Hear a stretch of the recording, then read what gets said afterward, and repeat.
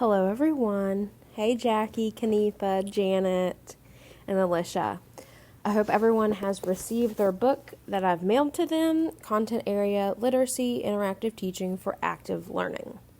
So today we are going to talk about Section 1, which you have already hopefully read, and we are going to discuss at a later date, but I will guide you guys through this book study of what I took away from it and what maybe you agreed with or disagreed with.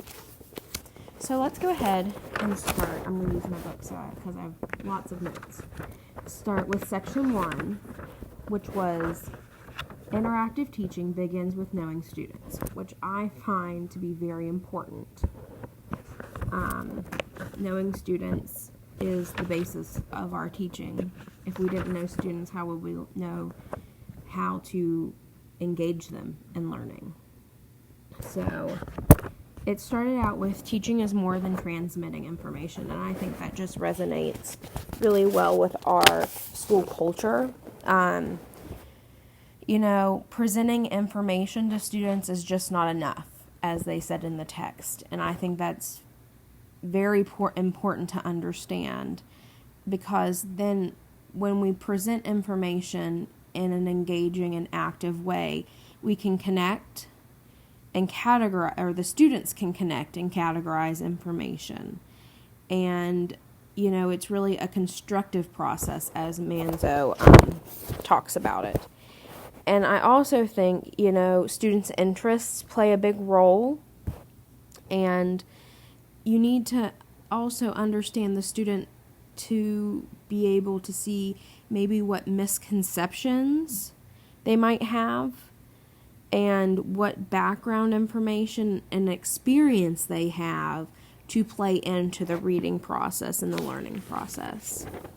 Also, I think it's important as teachers to know, where did content literacy come from? How was it developed? We need to have that theory and that pedagogy of understanding. So, I know you've read the chapters, so, it's the idea sparked in the 20s. And then by the 60s, it swept the nation, as it said in the book. And I think it's important, this part of the book, it's on page 4, and it says, if all students were to profit from staying in school, then schools would need to find ways to help them learn while they were there. In this context, educators began to believe that instead of simply presenting information, we could find ways to help students learn how to learn. And I think that's the business that we're in now, is teaching students to learn how to learn, but also providing that information of the information that they need to know, but in an active way. And I think it said today most schools and teachers understand that we're merely not responsible for teaching a subject. And in our school, we teach lots of subjects, lots of kids. I know, Janet, you have 6th and 8th graders, since we don't have any 7th graders, and that you're teaching many different learners in many different ways. They're very diverse learners. And I teach preschool, kindergarten, and 1st grade. So a 1st grade's learner is significantly different than a preschool learner. And we have to make it active for them to understand learning, just not to push information. And then on page 5, we go to know the questions, know the answers. That's the heading.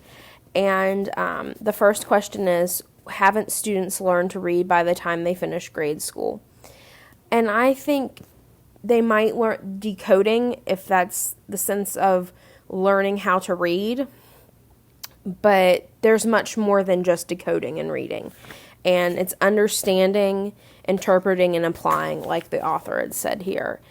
And most children do, at least in our school area, since we're a little bit different. We have elementary age students, but we also have middle grades middle grade students. And I think that's important to understand. Yes, most of them have mastered decoding, but if they haven't, this is a way also to help them decode. And it talks about later in the text about how if they do not know how to decode and it's hindering them, pull out is important for teaching those specific skills to decode. We even know that they know how to decode. We must teach and develop effective strategies for learning from more difficult materials and about increasingly specialized subjects. And I think that really, Janet, I know you'll send your thoughts, but I think that's really important for you just because you are in the higher end of the middle school, and that's where they are starting to get into algebra and specific history classes and things like that. I think it's also important that to understand how the methods and the structure of reading-based lessons, how it enables students to have more successful experiences, and how repeated successful experiences can help learners who have maybe had a negative, thought process of reading and how they just might not be interested. But with those successful experiences, students open up and they become to have a love of reading. And question 3, I think, is really interesting because we have been to some trainings additionally to this, some brain study trainings. And question 3 is, aren't there some students who just can't be taught to read better? And I know we've done this in the sense of math with Joe Bowler and Kathy, I can't think of her last name, but her studies from Stanford. And it's also resonates with reading. It says here, in recent years, educational researchers have provided convincing evidence that thinking can be improved and methods for doing so are not terribly complex. So your brain can, those learnings, like in the sense of a math, you're not just a math person. I think of that as a fixed mindset instead of a growth mindset, and that's a big hot topic right now and teaching today is the growth mindset and how that works. Let's see here.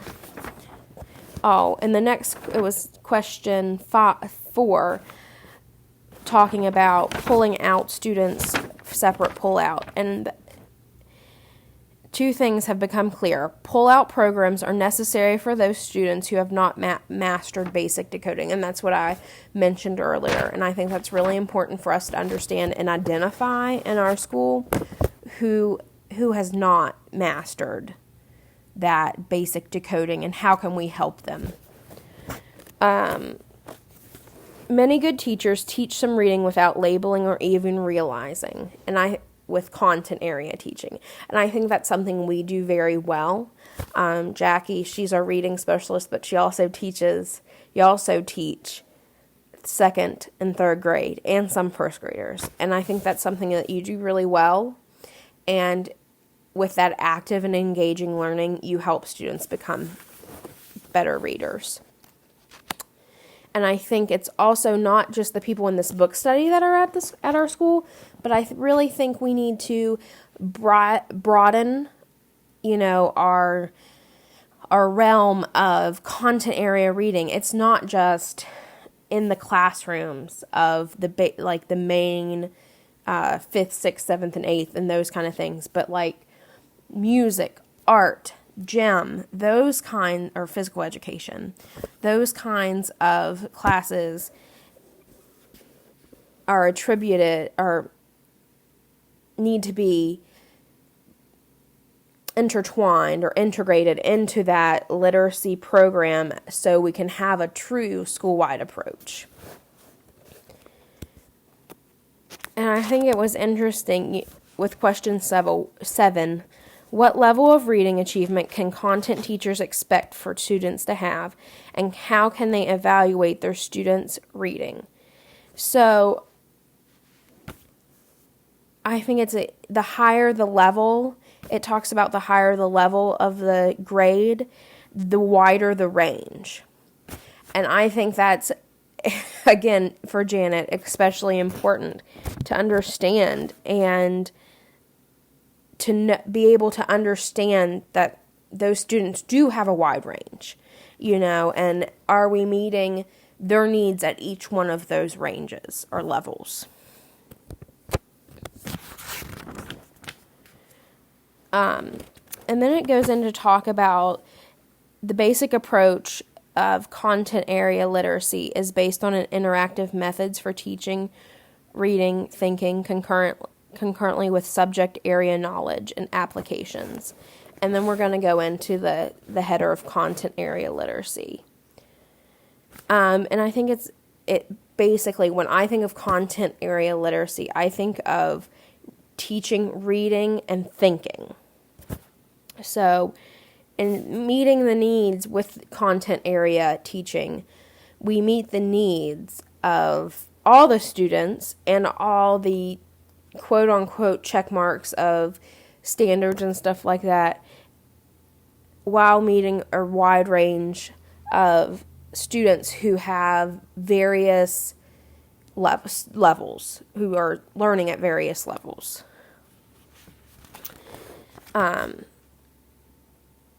And I think this is something that really spoke out to me, this part of the book. It's on page 11.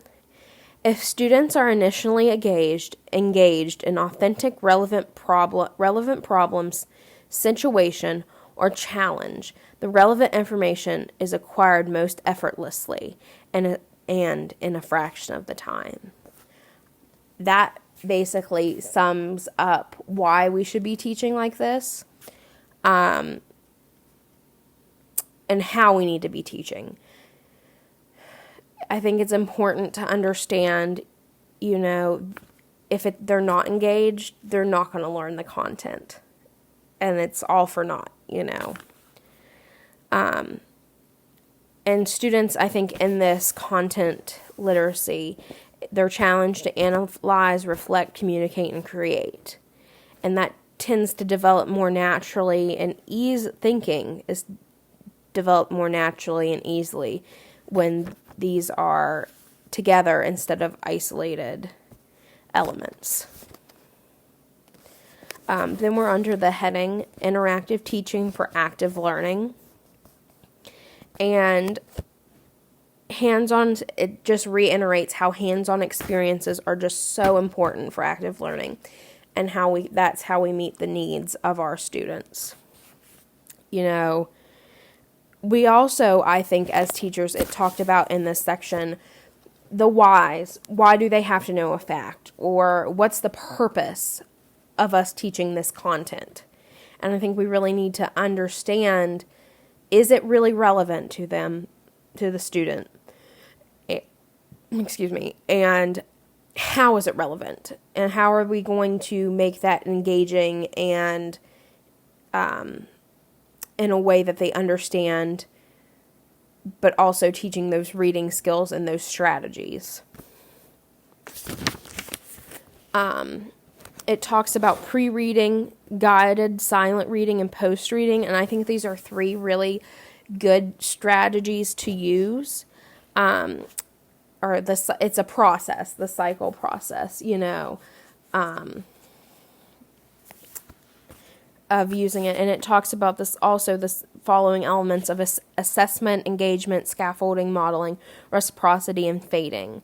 And then the reassessment to start that cycle over again. And on a professional and personal career level is our next section. And that's on page 12.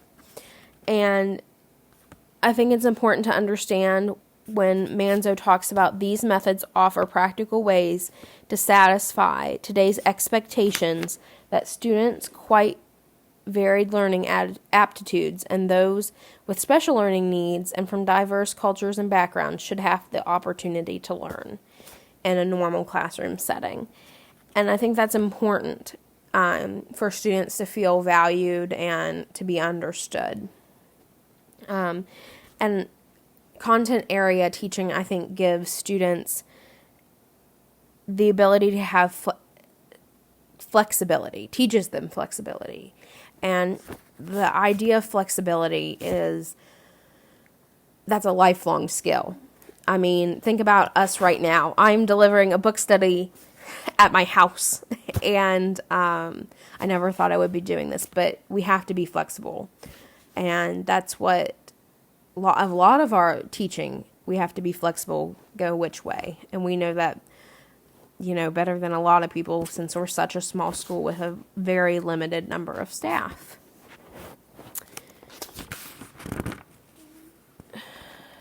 So now we're going on to the next chapter, and that's the theory behind content area teaching, or literacy, content area literacy. And I think it's really cool. I know a lot of you guys, except for Alicia and I, are already seasoned teachers, but it doesn't help to refresh our memory about the theories. But I think this is cool. I know it's backwards, but the trade secrets in each end of the chapter. And this one is about writing notes. And it was a really good refresher for me, even though I've been teaching for 4 years. So let's get into chapter 2. The foundations of teaching and learning. So it just goes to say that reading can be defined simply as the unlocking and construction of meaning from a coded message. And then we go into, there are different levels of reading. We know that there's independent, which that they're reading at 99, they can decode at 99% and with 90% comprehension accuracy. And then there's instructional level reading, which students also need to create new categories or stop to decipher meanings of unfamiliar words or language patterns. And they're decoding at 95% and comprehending with 75% accuracy. But then we need to understand when students are at frustration level, the last level, that they're not gaining understanding, and learning is impossible for those materials. And that's when their decoding falls below the 90% range, and their comprehension is less than 50%. And I think that's really important to understand, that if they are at that frustration level, we have to find materials to meet their needs. And I think it talked about grade level textbooks, and I think that's important, that we need to understand that grade level textbooks are not at an independent level, they're at an instructional level of that grade. And then we get into the theories of comprehension, and I think, in our practice of teaching, it's always good to refresh on theories. It's to understand, to think about teaching, and then to actually teach through that understanding. So our next section is comprehension as a guided problem solving. That's on page 19. And understanding a paragraph is like solving a problem in mathematics. It consists of the right elements of the situation and putting them together in the right relations, and also the right amount of weight or influence or force for each. So I think that's a really interesting, all the right elements have to be put together for us to understand or to comprehend. So there's some different models of the reading process, the bottom-up model, and that's where students, first they go up, they build. You think of it as a pyramid. So you start at the base, and that is where we recognize letters. And then we go on to word groups, and you keep building up. And then we have the top-down model. And comprehension is at the top, from what I understand. And it's a meaning-driven process. And you start with the information and the skills. from prior knowledge, and it says, top-down models imply reading instruction should de-emphasize sub-skills and focus on pre-reading activities that develop students' background information on spending more time reading. So those two models, but then they go into an interactive model, which is applying both of those. And that's what I feel personally in my teaching of reading and teaching of content area literacy. That's what I find most important, that meets the needs of my learners. And you have to have a balance, it can't just be one set way. That's where, again, flexibility comes into play. The interactive model views reading as an active strategic process of questioning, predicting, affirming, and self-correcting. And I think that's where students really begin to learn the reading process. And it also says, in general, interactive models appear to hold the most promise as a basis for developing effective instructional strategies. Yeah, and it also talks about the negative, the shortcomings of the top-down and the bottom-up strategies. So it then goes in to say how readers actively construct knowledge from print. So we talk about pre-reading and active silent reading, and then it goes into post-reading. So this is where I'd like to pose the question, since you've read, what do you think these strategies, or how do they help your students? How do these strategies help your students? Sorry, I misspoke. And I'm going to let you guys, since we're not on video chat, maybe you could send me a message about it. That would be great. So anyways, then we go into aligning instruction with theory, and that's on page 24. And the problems facing students. We know that our students come to school and they're hungry. They might not have their basic needs met, and that's a problem. And then our teachers are tired, that from dealing with all these meeting of their needs, And then there goes to interactive teaching methods to benefit students and teachers. So this is where I found really interesting the listen, read, discuss procedure. And I think that this interactive method talks about, and Manzo talks about, the structure helps create a classroom environment that is conducive to the kind of cognitive and social risk taking that is essential to effective learning.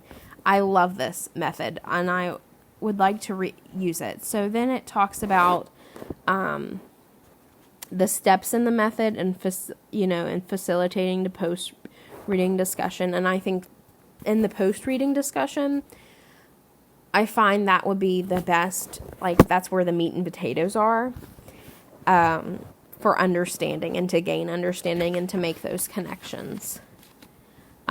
So there's some other values of the listen, read, discuss method, and it helps students to better recall and develop relevant background information and appropriate anticipation, both of which has been shown to be natural to proficient readers of great value to effective comprehension. And I think students are building that schema and that background information, which is extremely important. There's also some different ways and variations of read, discuss. And I think it's important for you guys to see what fits you and your classroom and your learners' needs. So now we are on chapter 3, our last chapter to discuss. And here's this trade secret 2 for chapter 2. And it talks about methods prompters. So that's something to look at too.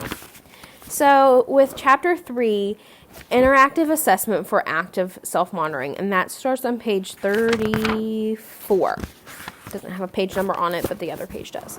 So it goes to start out, first sentence, super important.